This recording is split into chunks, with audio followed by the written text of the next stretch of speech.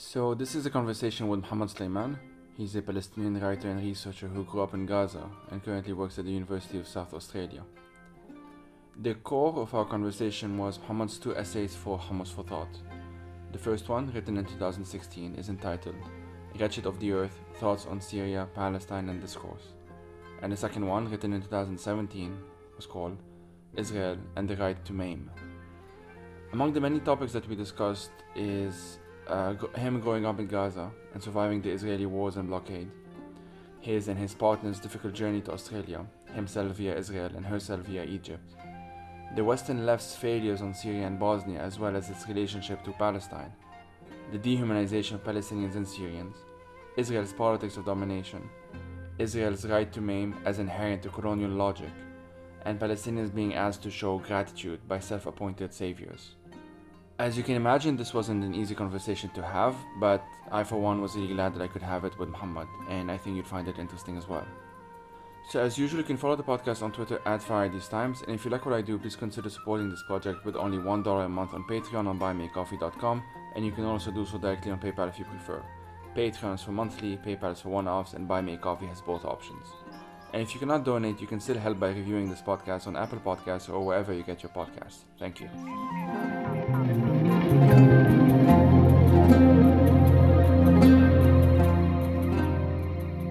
My name is Mohammed Sulaiman. I currently work at University of South Australia, where I am based in South Australia. I came to Australia in 2015 to do my PhD in sociology, which I finished earlier this year. And before that, obviously, I'm Palestinian from Gaza, or, from somewhere in 1948, Palestine. Called Elgia, which is a small village close to, or is part of Ashkelon, or what is really called Ashkelon. And I before I came to Australia, I worked for a human rights organization in Gaza. I did some journalism, and I spent a year in London where I did my master's in human rights. My first degree is in English literature. That's it. Amazing. So we'll start with an essay that you wrote in 2016, which is entitled Wretched of the Earth, Thoughts on Syria, Palestine and Discourse. And this was published on Hummus For Thought, which is a blog that I've been running for some years now. And I will read a quote here, which is just at the beginning of the text for some people to kind of get the gist of what we'll be talking about in this first part of the conversation. And so I'm quoting now. What happens in Syria is of a great concern to all of us, albeit for different reasons. My concern for Syria is the loss of hundreds of thousands of civilian lives and, no less important, the way my identity as a Palestinian is constantly dragged into it to justify this bloodbath and undermine the struggle of Syrians. It's been 4 years since you've written this. Obviously, the gist, unfortunately, you could have written it today and it would have been just as relevant, I think.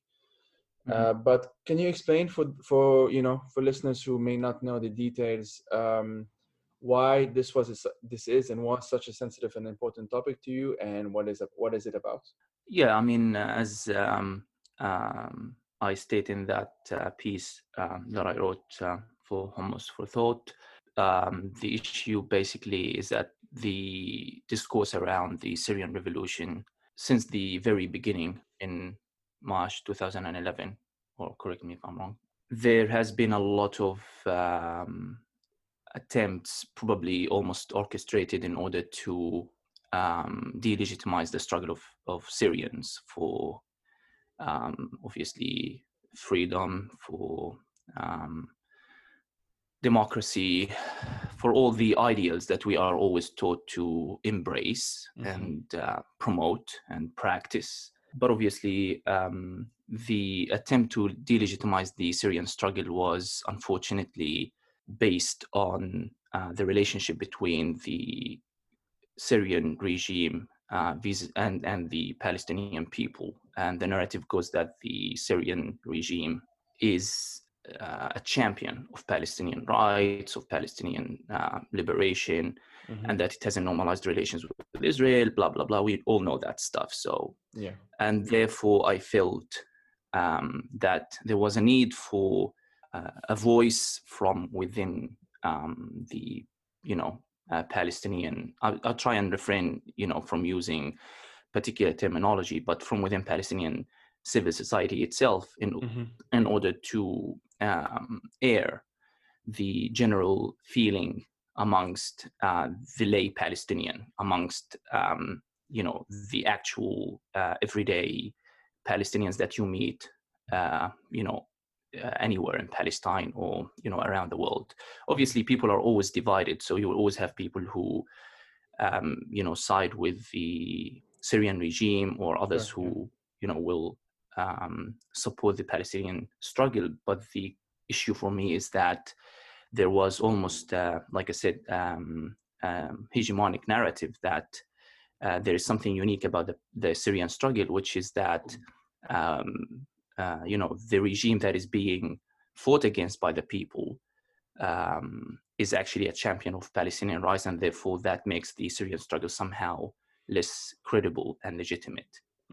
And therefore, that was for me the issue, that was the fundamental problematic that I tried to challenge, or at least I've spent the first early years of my engagement with the Syrian revolution trying to debunk this narrative by simply questioning the ideological underpinnings of this discourse, which is basically that everything centers around Palestinians, and that because somehow a group of people who are not involved either in the Syrian struggle or in the Palestinian struggle, or they are not particularly a part of it. They might be some sort of a global movement that tries to promote these rights, but then in their attempt to promote Palestinian rights, they sadly ended up committing the same mistakes and the same injustices against other peoples, only because it did not fit with their particular ideological framework and how they viewed the world. So it was just a reminder that we need to go back to the basics. The basics are very simple. If you just stick to them, you will be able to navigate the complexity of the geopolitical map of the Middle East, or anywhere you go, basically, that people are entitled to to fight for their freedoms, to mobilize, to, so we talk about all these ideals of sovereignty, of democracy, like I said, of popular uprisings and all that stuff. And then when that happens and it's just right there in front of us, we resort to those mythical.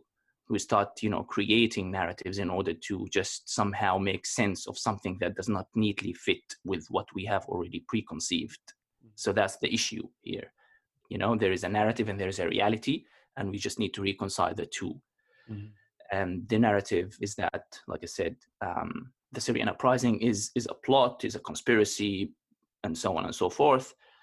Again, obviously, it's always more nuanced. We understand that there are states, that there are, powers, and I do also buy into particular. I don't claim that we know everything, but we all know that there are, the monarchies in the region. We know that Israel is there. We know that, there are all these global powers which are invested in shaping the map in particular ways. But for us as people, I think the concern and the starting point has always to be with the people, with what is going on. And from there, we can go upwards and start to make sense of the complexity. But we shouldn't talk down on people and try just to shape reality in a way that just is convenient for us, because we don't want to challenge ourselves. Absolutely. Your piece at the time really helped me think through some things. It was in the It was in the weeks before the fall of Aleppo, obviously at the end of 2016, and emotions among Syrian friends were obviously quite high, to put it very mildly. At the same time, or at the time actually, I was still trying to engage online with Assadists, and since I'm from Lebanon, especially like with Hezbollah supporters and everything, which to be honest, since then I've mostly given up on. I'm trying to focus on other things. But as you know, I mean, as you mentioned here, like part of the big credentials, so to speak, is what they use as justifications, the whole like the road to Jerusalem passes through Aleppo, whatever the latest iteration of it is. And in the reason why I wanted to ask you as well, like, how have you seen this? Have you thought about this maybe in the past few years, whether that's changed or not? Is that in the context of Lebanon, obviously we've had the uprising since October and of 2019, and I've started seeing some sort of cracks in this hegemonic narrative that I personally had given up on, just like in seeing. I thought that we're just not going to happen. We're not going to see it anytime soon. And what I'm talking about here is the fact that, for example, whereas in before October, essentially, it was extremely taboo to talk about Syria in the context of Lebanon. It was partly due to the history, the Syrian occupation, obviously, the sensitivity of all of this in general, which I no need to get into the details here, since there are other episodes that I've done on this specifically. But I started seeing some people from southern Lebanon, some friends of mine who have families that are very close or even members of Hezbollah, sort of kind of be a bit more open about just trying to say that they are supporting, if they want to, if basically the narrative would be like, if we want to support our rights here, we cannot deny the fact that Syrians also have the right to defend their own rights in Syria. And so this created a whole lot of questions. So I wanted to ask you is, when in the so this was in 2016, which is a very specific year when it comes to Syrian history, as I said, in the weeks before the fall of Aleppo. But since then, have you seen this narrative sort of develop into something else, or has it really just been the same one and not much change has been done on that front, do you think? That's a good question, actually, Joey. But to be honest, personally, I'm not probably as much as involved as I used to be, and I've never been deeply involved. Simply because, I just don't think I have what it takes to constantly follow all this stuff. It just really doesn't, I'd rather keep, try and follow how this unfolds. But at the same time, I'm aware that it can get very toxic, which can, directly really undermine your general well-being, or general. It could really make you feel very, very depressed. So Absolutely. so And that's fair enough. That's fair enough. And I should say that, like, what you've been through since 2014. I mean, obviously since before then as well, but especially since 2014, is something that I actually wanted to get into a bit as well, if that's okay with you. yeah. Because, and actually, I don't think I've ever mentioned this to you, but in 2014, during the war on Gaza, I was a volunteer at Global Voices. I since became the MENA editor until last year, and my focus was entirely on the war in Gaza. And the part of the Twitter threads that I was, or the tweets, sorry, the Twitter accounts that I was using back then was yours, and I remember some of those in unfortunately chilling details, which I'm sure for you Yeah. was like exponentially worse, obviously. Yeah. Can we talk a bit about I will get to the second essay that you wrote on Hummus For Thought in a bit, but can we talk a bit about 2014? Obviously, in as many details as you feel comfortable. You don't have to get into everything, but how you were trying to document everything that was going on through Twitter. I don't know, maybe on Facebook as well. I don't remember. But how do you remember that experience, and trying to confer what you were experiencing to the world through social media at the time? and what you had to endure after that, as well as since you left Gaza to do your PhD in Australia, the time that took, of course, which you were telling me in our pre-chat, if you can mention that as well, and the difficulties as well in getting your wife, who was pregnant at the time with your child, out of Gaza as well to join you in Australia. Yeah, of course I can talk about all of that. It's just I'm aware that you actually raised a good question, and I don't want to pass up that question because Sure. I think it's crucial to address it when you talk about the change in narrative or the lack of change in narrative around Syria. The thing I would like to remind us all is that this particular discourse that we have highlighted at the start is not particular to Syria, because we all know that this was also the same segment of the left, the global left, or particularly the Western left, which is a word that I like to repeatedly emphasize when I try to, navigate the, political nuances of the region. Now, and I will explain why, particularly coming from a post-colonial perspective. Now, this was the case we know in Bosnia, for example, right? And Absolutely. we know that it was the same elements of the left that continued to promulgate that idea or that narrative that, Absolutely. Not everything that happens in the, in these regions is particularly driven by the need for change, by the need for freedom or democracy or justice or equality and rights and so on and so forth. It becomes more of an issue between global powers, between states, where people ultimately dissolve and disappear from the whole picture. They just become ultimately objects, objects in the sense that they are either victims or terrorists, to quote someone. They mentioned how, for example, in order, those people stop being actors in the sense that they become perceived as incapable of creating change. And if they do prove that they are capable of creating that change, then, like I said, if that like what happened in Syria with the revolution, like what happened in across the Arab world, when that revolution is not in line with the ideological worldview of these people, then that change becomes labeled as terrorist or as a conspiracy and so on and so forth, because these people have proven that they are capable of creating change. So on the one hand, we are victims.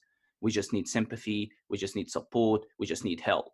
But when we actually take action and prove that we're capable of making change, then like what's happening in Syria and like what's happening in Gaza. So let's not forget Gaza, because all of this happened first in Gaza in 2006, right? The irony is, when it happened in Gaza, when people voted in Gaza, right, the first democratic experience in the Middle East, everybody talks about it in those terms. We voted wrong. We voted Hamas into power. But we still did, we still created history. We actually, because we're always told, Orientals, the people in the Middle East, right? That's what we called. We are somewhat less capable of, constructing our societies in a free, democratic way, because that's the ideal model, the universal model that everybody's got to follow. But when we actually did that, we were punished because, again, we didn't do it. Yes, we followed the procedures and all that, but somehow the outcome wasn't consistent with the interests of the dominant powers in the region and more globally. So in the case of Palestine, in the case of Gaza, we know that the reaction was globally unanimous in its opposition to Hamas, right? So we are still being punished for that. I don't know, fast forward, probably 20 years now. Mm-hmm. Now, on the other hand, in Syria, the people did also take action. The people did actually drive change. They, like in Egypt, like in Tunisia, like everywhere. Yeah. But again, the issue is that this change was not also in line with the particular worldview of particular segment of the left. So in the case of Palestine, it wasn't the left. The left was, we know, wholeheartedly behind the Palestinian struggle and still is. Mm-hmm. But my question now, what does that tell me? What motivates the leftist support for Palestinians? Mm-hmm. If they fail to provide the same support for Syrians, it clearly, there is something unique about the Palestinian case that allows everyone to converge around them Mm-hmm. and support them. But it probably not because they are Palestinians and worthy of freedom. It could be because of something else that we have to make sense of. Mm-hmm. Now, I'm trying to make sense of that. Why is it easy to support Palestinians, but so hard to support Syrians for Mm-hmm. these people? So I'm talking here from that perspective. But what this brings me back to is the point here about how the distinction which you raised between the left and the right becomes almost obsolete from the perspective of the colonial subjects, from the perspective of a Palestinian or a Syrian.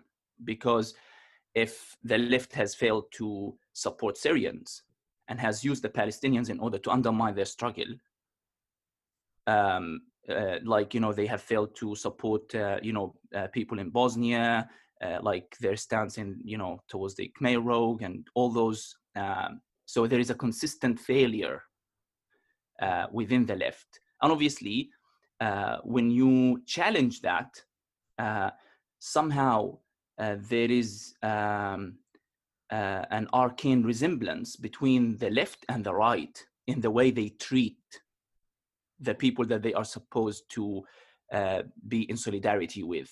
Mm-hmm. And I'm here referring to racism and privilege in particular, the way they try to undermine and oppress these people, not necessarily politically, but at least ideologically and in terms of their discourse, in terms of how, for example, people like, yourself, Joey, you come from a place like, from Lebanon, you have all these experiences, but at the same time, because you're able to articulate yourself in particular ways in order to promote a social justice narrative in the region that challenges the worldview of these people, you become a hostile enemy in the eyes of these people who are supposed to be, for example, in solidarity with the region.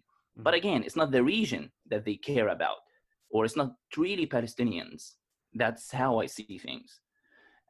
It's a warped worldview that they are invested in sustaining by any means necessary. So if that means we, fabricate stories, we call the white helmets terrorists, we do whatever we want, they will do whatever it takes, in my opinion, in order to spread that narrative. Of course, they will create their own, they will say facts. Our facts show us this, facts and data, evidence, and everybody's fighting about evidence. And I think that's a futile effort. I'm not saying there is no evidence, there are no facts, but I'm saying there are facts, and these facts will always be distorted and used in particular ways to support different narratives.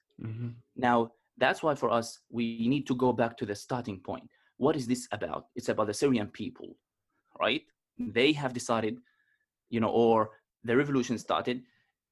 Had it been anywhere else, we wouldn't have an issue. We would have all supported the people like we supported the people in Egypt, in Tunisia. But in Syria in particular, they have failed to do that. And of course, their issue is that it's because of, the relationship between Syria and Palestine and, the role that Israel, so always, Israel is the bogeyman, and that somehow the failure of the Syrian regime is going to make things worse for Palestinians, which is ludicrous. What is, whether Assad stays or, perishes really has no bearing on the relationship between Israel and Palestine, in my opinion. So, to cut a long story short, the narrative whether it has changed or not is really it's not just about Syria. It's a narrative that is so constant, and it has been going on for decades, and it just tells us something about the relationship between, in my opinion, between the West and the non-West, and it tells us something about the colonial interaction.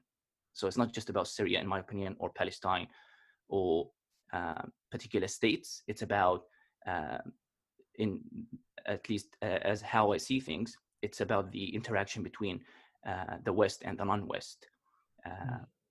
Which again, we see manifestations of this when we talk about Black Lives Matters as well. When we talk about all these things, it's a global struggle that is historically grounded in, all the colonial experiences that occurred over the past few centuries, and which we, what we live today is basically a continuation or an outcome or a consequence of, and has to be seen in continuity with that history rather than in separation from it. Mm-hmm. That's a very good point. A very good point. Thanks for expanding on that. I completely agree, obviously.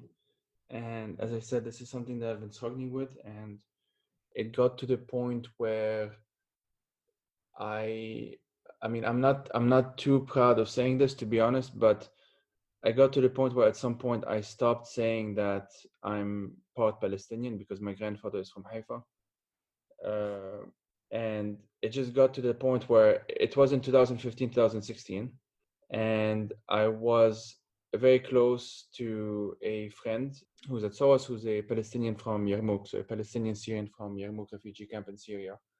And he had been going through a lot of difficulties being openly Palestinian online and being openly Syrian at the same time from various groups. If it's in Arabic, he might get some of the more what we might call like shabiha types. If it's in English, then it's more like the Western quote unquote anti-imperialist, leftist, tankies, whatever we want to call them types. And it just got to the point where obviously I would never deny it. If anyone talks to me and asks me, I would just say there's never been any shame associated with that as far as I was concerned. But I kind of took a step back in a sense online. It wasn't something that I was comfortable saying because already as a Lebanese talking about Syria, you might have some nuances that can be lost because people just think that you have other motives.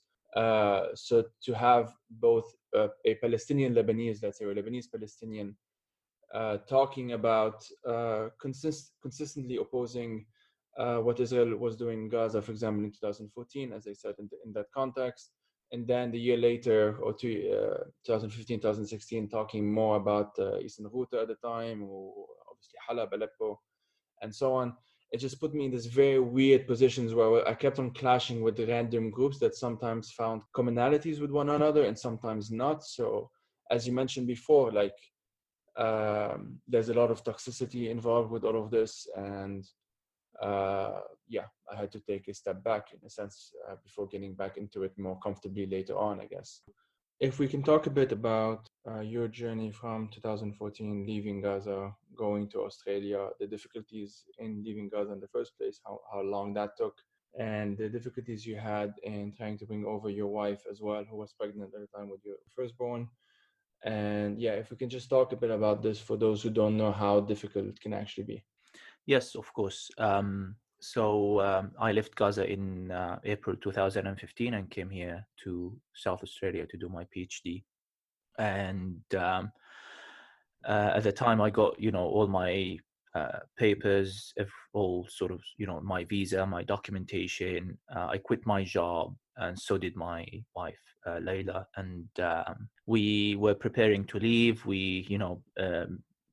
If you live in Gaza, you don't just leave. You have to plan. Like there is almost at least a couple months, depending on the general political situation. But it could take sometimes a year. A lot of people just end up, not leaving, just not being able to go get treatment in, for example, hospitals outside of Gaza. Students miss out on their scholarships on the grants, and so it's all for a lack of a better word, precarious, which is such an understatement. But for me, I got all my papers. I started planning to leave. I couldn't, obviously, because at the time it was just right after the end of the Israeli assault in 2014. And if you want to leave Gaza, there is two ways. You can leave either through the north, through the areas crossing with Israel. So that's in the north of Gaza, and you can apply for a special permit with the Israeli authorities through the Palestinian Civil Administration. And if you get that permit, then you get a sort of a day, like 1 day visa. Like it's like a just Like a passerby, just to pass through Israel and get to the West Bank, and then you can cross from the West Bank to into Jordan.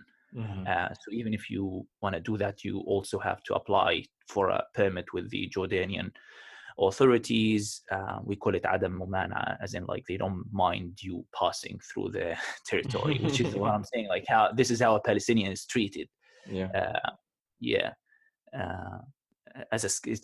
It's a scandal to be a Palestinian.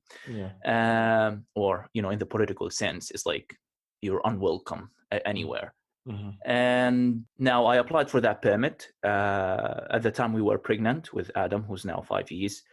And we quit our jobs. We just wanted to leave to come here, and we couldn't because we got normally these permits as well. It's because it's very bureaucratized. There are always tens of thousands of permits at any one time that are being applied for and processed. So it's just a complete state of uncertainty.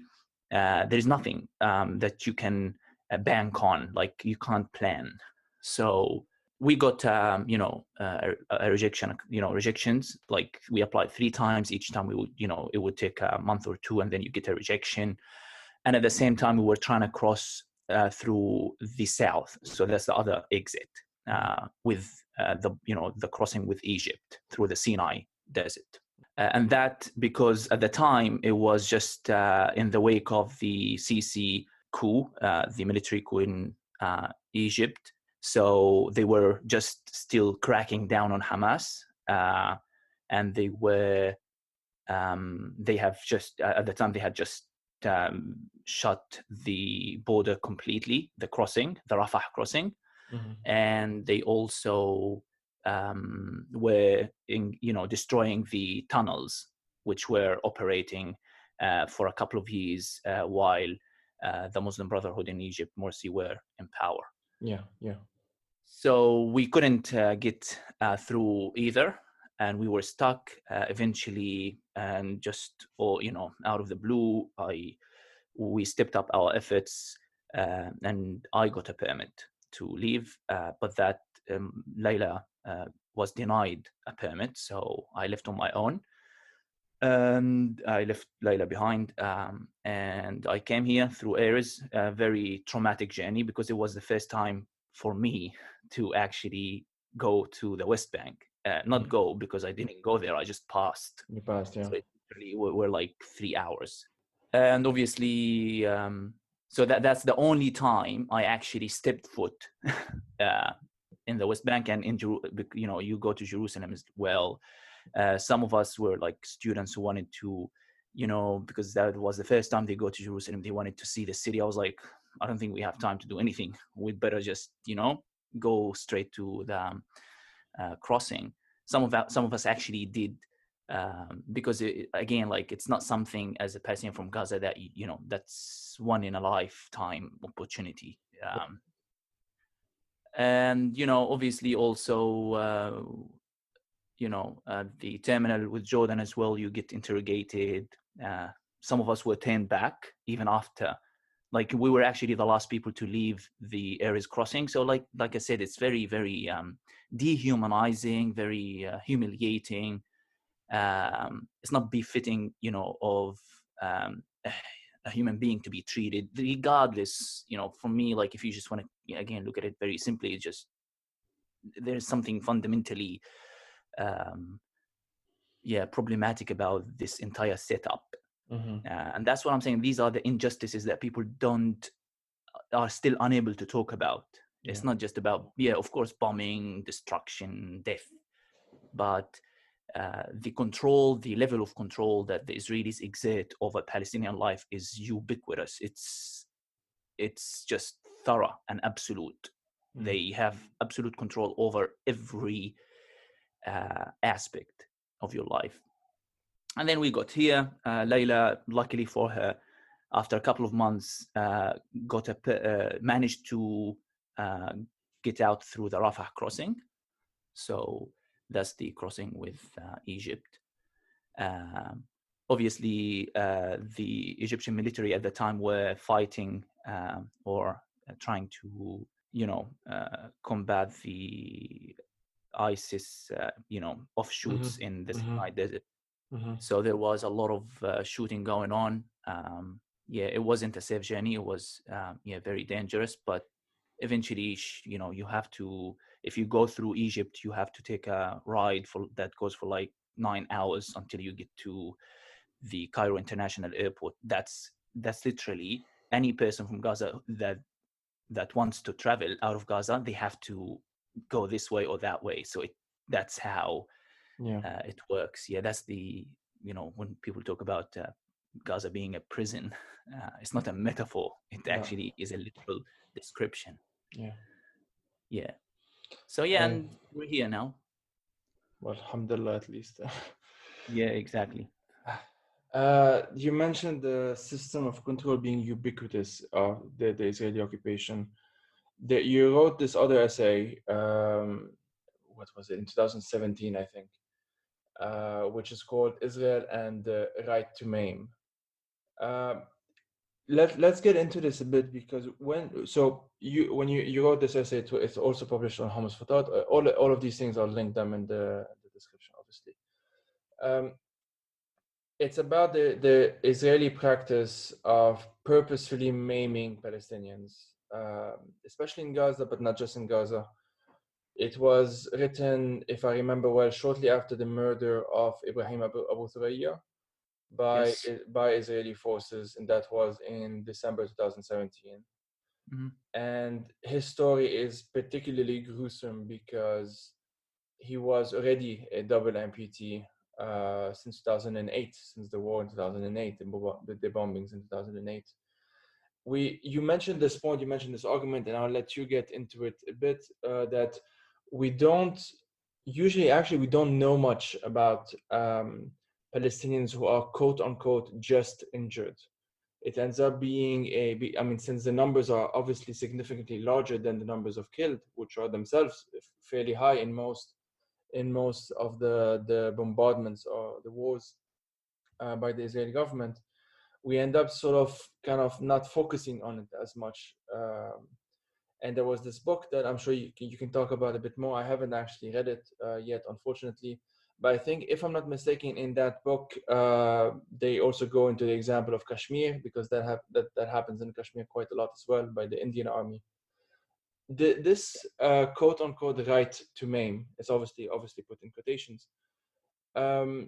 Is it like just complementary to the, again, quote unquote right to kill? Is it an inherent component of colonial logic, colonial dominance?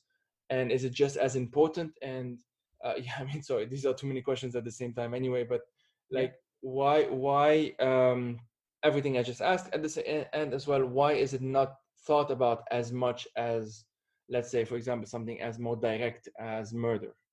Yes, just flagging up that, this Right to Maim is actually a book written by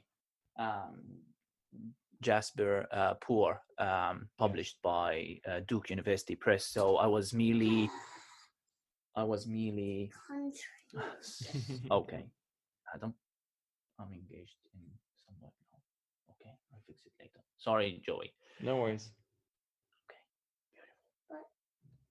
Thank you. So we were talking about this book, and I Book. was merely trying to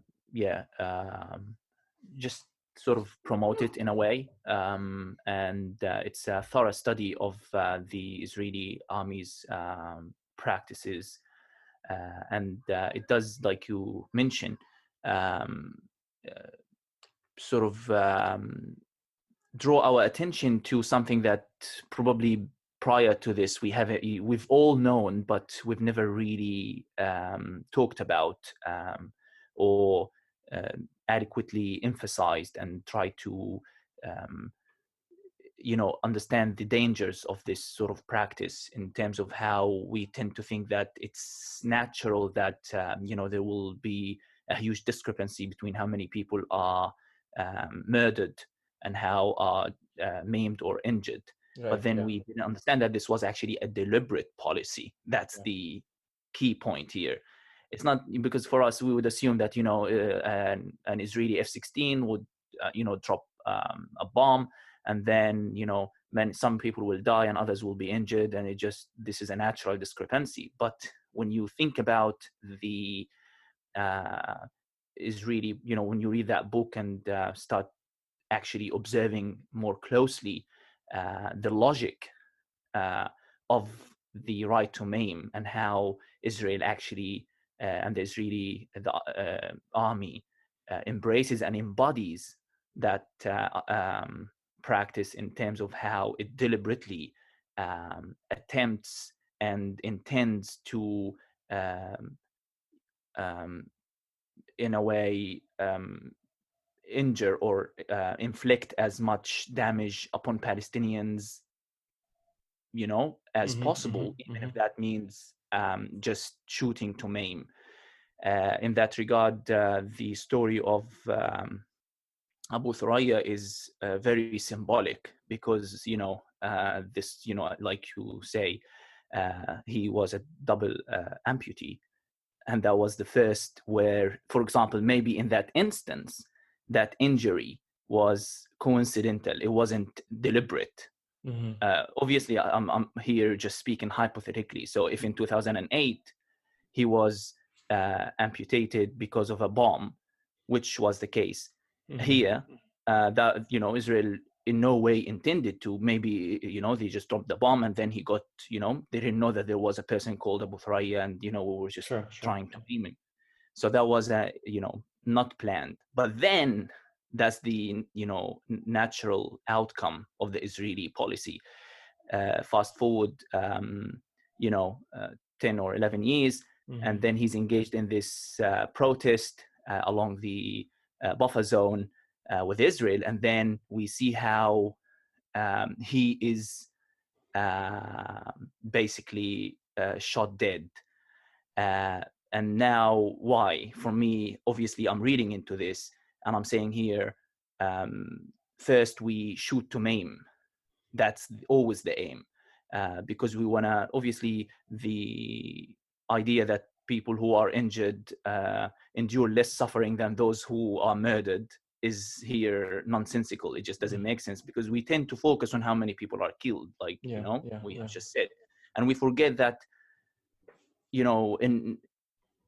in almost a daily basis there are injuries that are inflicted upon the Palestinians by the Israeli army. Now, these injuries have permanent consequences on the victims.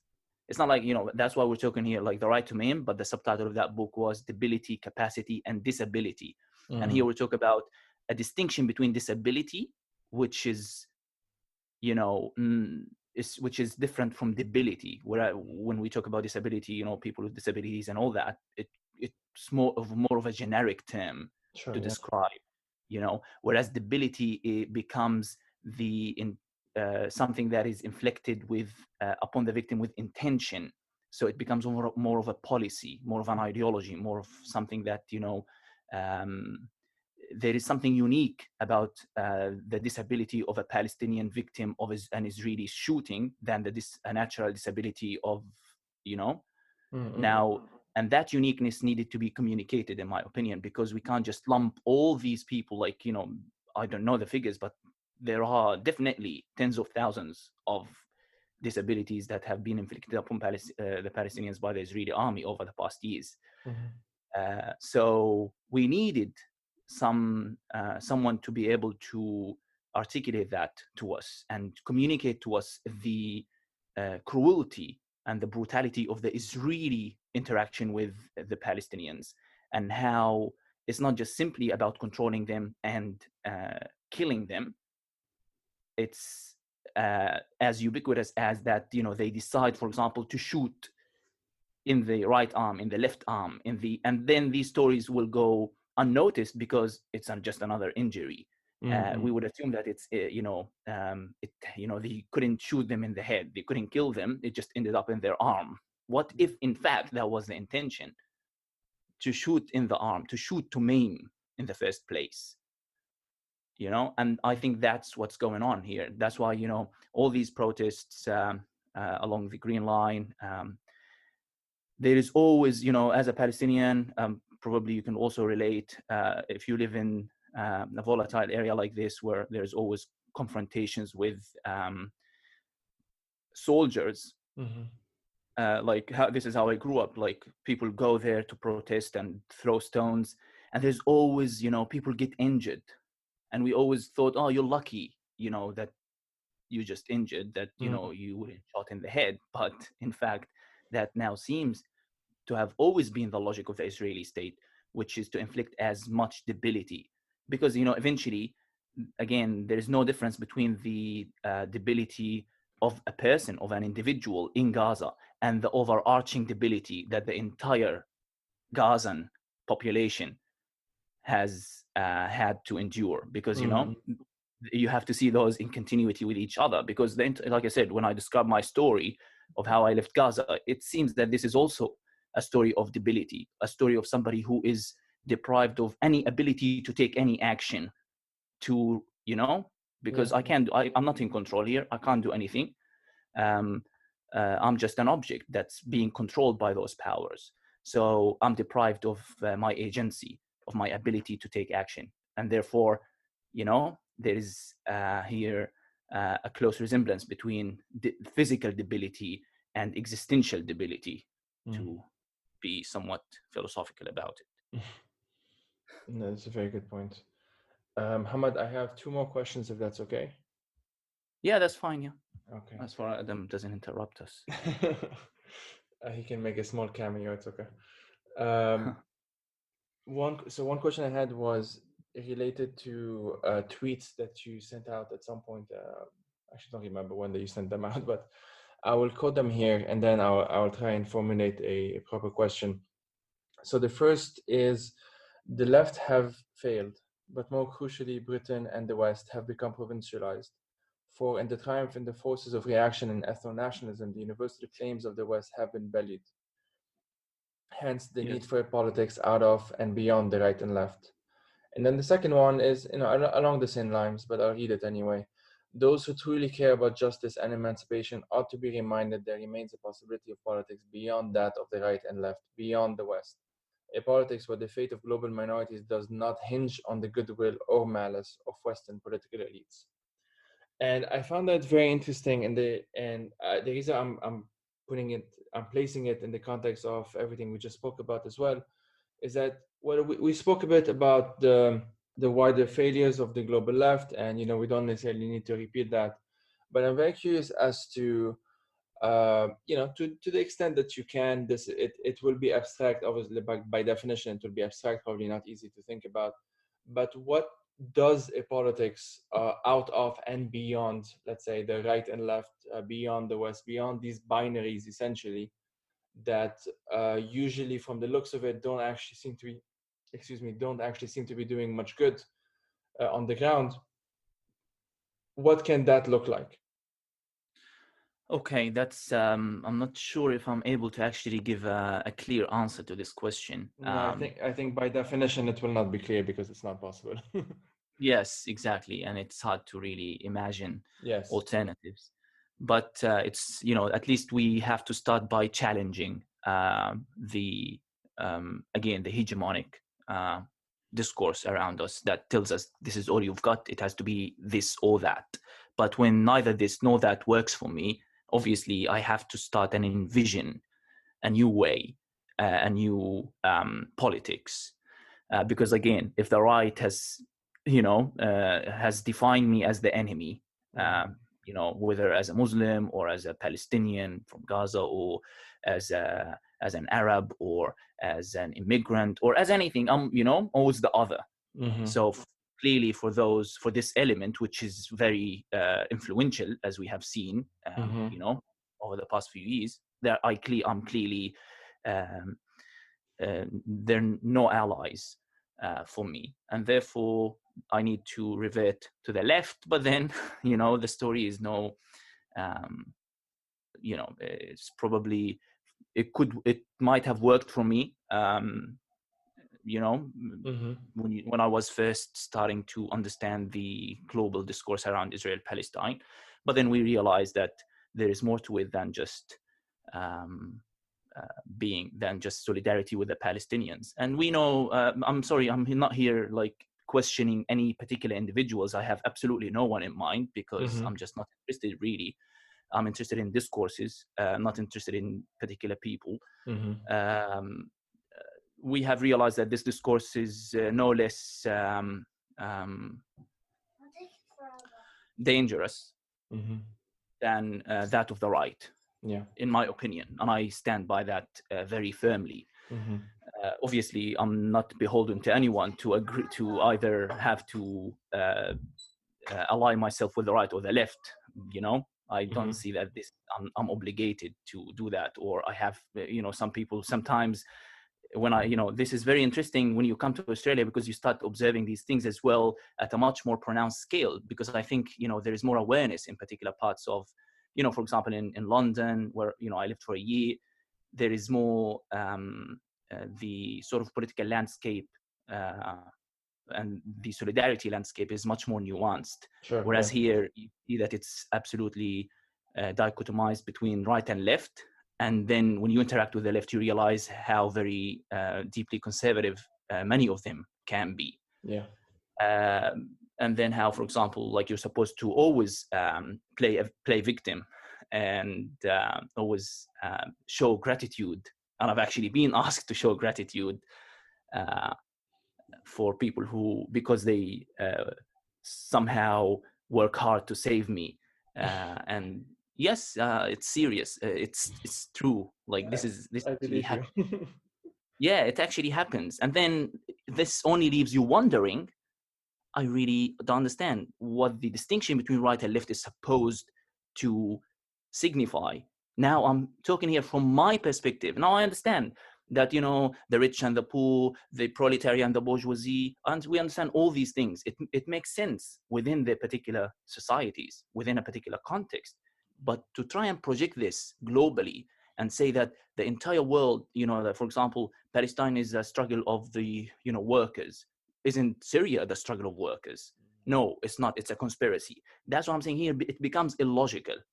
It's just not, it's me in English. I can't buy into this. So this obviously leaves me disenchanted with both.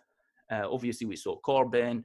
We saw, you're deeply familiar with this, probably. Yeah. So once again, that means the right and the left distinction becomes superfluous. That means, okay, we need to envision a new way for the victims of imperialism. And that's what I speak from a subaltern perspective. I speak from my perspective. That's the only perspective I can speak from. The only problem is that some people think that they can speak from a universal perspective, a perspective that applies to everyone. And I find that flawed and problematic, because these people somehow see themselves as standing on some morally universal ground that they, and if they fail to see their own limitations. So I'm in no way to dictate to others what's best for them. But looking at it from the perspective of a subaltern, from my perspective as a Palestinian, but also from the perspective of people who suffered the woes of American and European colonialism and imperialism in the Middle East and in the global South more broadly, I don't see that, right and left really makes much difference for us. In Syria, we have seen that. In Egypt, we have seen that. Um, yes, we have seen that in Egypt, probably to a lesser extent, but we've seen it everywhere. And therefore, okay, we need a new way. Now, one way to talk about that, obviously, I might have to be a little bit more academic about it, but simply to start envisioning a world order that is not fully based on the supremacy of one global superpower. Again, so we need uh, a multipolar world where, um, because I believe in power. I mean, if I've learned anything from the experiences that I've had in my life, you need power. Because it's good to have power, because that's how the world works. And when I talk about power, I mean power for political representation. Obviously, I'm not represented. I'm stateless. I'm not a citizen of any country. So I see it as rather quite self-evident that I would like some form of self-representation. I don't want just to be spoken on behalf of. I don't want just to be a victim. I'd like my people and all victims to have some sort of representation. It seems to me that the world is absolutely unequal in the way it is divided into first, second, and third. And obviously, that's not just in terms of economic and material access to opportunities, but also just the very fact that my life is worth more, is more valuable just because I don't live in Gaza anymore. It just, it tells me so much about the world order and how some lives are more valued, automatically more valued than others, just depending on your locality. So if you're Palestinian and you die, just a number, it doesn't really matter. Yeah, we might feel sorry and sad, but that's it. But I'm sorry, a person died, a family is shattered, uh, all this. Okay, we just, protest. That's not enough for me. I'm beyond this. Or when somebody says, like, all the stories that we know, like you mentioned Kashmir. Um, um, so it's not just about, obviously, Arabs as well, in my opinion. Of course. Or obviously we have to talk about Iraq as well. And we can't really name every context, but the issue here is that we need some form of political representation. And I feel that the world order as it stands, where, the very idea of global governance for me is meaningless, just to put it very bluntly. It's just a form of administering those differences in a way that ultimately is designed to ensure the best for, the West. Yeah. Eventually, what is a Security Council that is made of the US that has a veto power, or Russia that has a veto power? And there is no form of representation for any of the colonial subjects, or the, formerly colonial, why? How equal is this? So we try and say it's global governance, but I look at the structure of the Security Council, it's just utterly political. And therefore, we try and say it's no longer about, this is just about human rights. Yes, but I mean, we say people have human rights. Do they? I mean, ideals are great, that people should have human rights. That's wonderful. We all agree on that. The question is, do people have human rights? And when I say people, all people. And obviously the answer is a definite no. So that means we have to, basically, I have no faith in the world order as it exists. I'm not saying I think it will change or it can change, but at least the least we can do is advocate, or start to envision, start to talk about this as this is the real issue, the fundamental issue here. That we've been told, we're no longer going to have to fight. We're no longer going to have, it's just post-political age, they called it, the end of politics. Just all get together, form a global governance, United Nations, the World Health Organization, the World Labor Organization, all these beautiful things that we were told this is how it's going to be. But then we have realized that this is ultimately just another way to continue to practice, to continue to dominate and exercise control over the world population.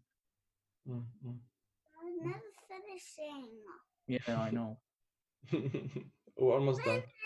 Okay, all right, I finished. I think we're finishing now. Sorry. Okay. The last question is going back a bit more on the personal side. I'm speaking to you from Geneva, so I'm only just 1 hour behind Lebanon, and already not sometimes, quite a lot of the times, I struggle because I'm not there. So I have this need to be physically there, even though I can be totally useless if I'm there. But it's just this instinct that I need to be there, try and be useful, help out the family. Most of my family is still back home. Obviously, in the context of the economic crisis and the COVID-19 crisis, it's kind of created a sort of a perfect storm right now in Lebanon. So my question to you is more: you've left now. It's been over 5 years, more or less. I think you mentioned that you haven't traveled, so you haven't left Australia. How have you managed to deal with the fact that you're so far from home right now and for so long? There's just no other way. There's no other. Yeah, there's nothing. Yeah, that's the only thing that's available to me. As I mentioned, Joey, it's not easy, obviously, Of being course. far away from home. But yeah, on the other hand, going back to Gaza is not really an option, given that since I left, if anything, things have just gotten much worse. Yeah. And I mean that, like, it always gets worse, but it has gotten to a point that even I can't imagine what it would be like if I go back to Gaza. Because it's always just been going in a tragic, like the stories that I've heard, for example, like, there hasn't been a major, I mean, there were like a couple of sporadic, sort of so-called escalations, but there's just you can't really see a future in Gaza. Like, it's really hard. Like, people live just for the day. So despite the fact that I have family and my whole life is back home,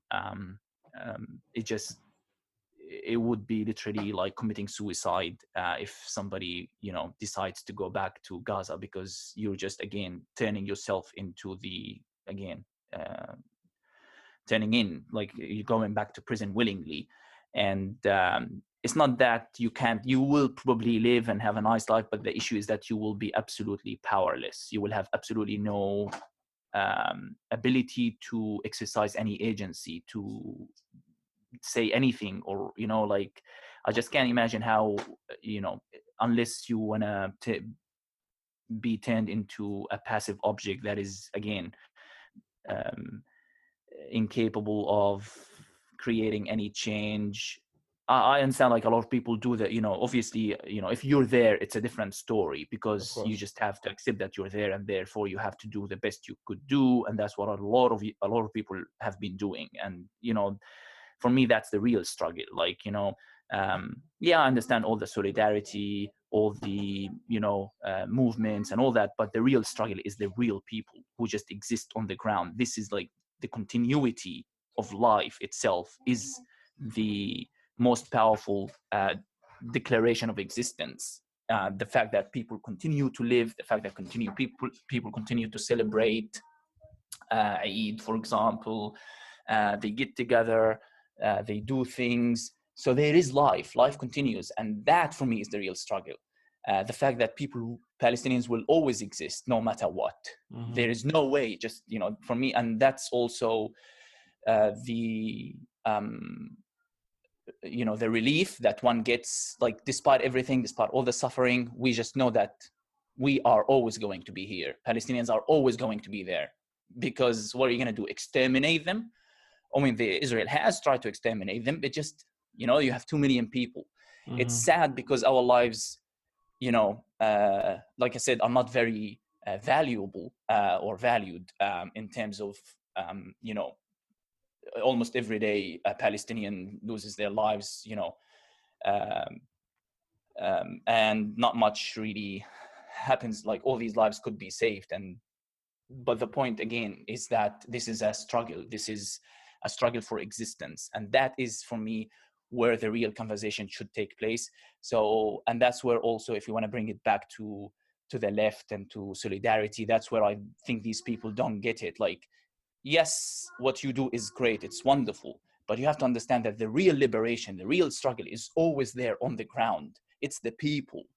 It's not, I hear some people like, America should do this or Iran should do that. Yes, that's all great. But ultimately, it's the Palestinian people themselves that are enacting that struggle. It's not Iran, it's not America, it's not Turkey. It's the Palestinian people. And yeah, for me, we're Palestinian. Our identity will always continue to exist. There is no way you can obliterate history or our existence as a people. Yes, maybe we don't have a state. Yes, we don't have autonomy or sovereignty, but we exist because we know who we are. We know our history. So even if my son was born in Australia, he's 5 years, we already, talk about Palestine, talk about Gaza, talk about history, inculcate our existence. And that is something that you cannot defeat. How can you defeat that? So we can talk about solutions, we can talk about everything, but ultimately that's where it all lies, So it doesn't really matter. We just accept that this is how it's going to be for Palestinians, and everybody who, understands that, they just do their best in order to stay true to the people, to the struggle, to the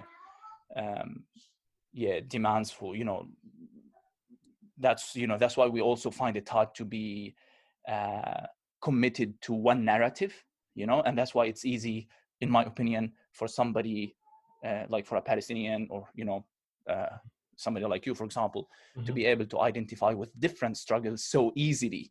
We're not challenged by an alternative worldview, and that's the issue. Like, whereas someone who's not really immersed in those struggles, and for them it's probably something they want to engage with, which is wonderful, to be able to engage and be active and understand how the world works, and try to do the right thing, but also always understand your limitations and understand that your positionality in comparison to those people, to the people that you want to show solidarity, be in solidarity with, or something like that. So again, it's a fine line,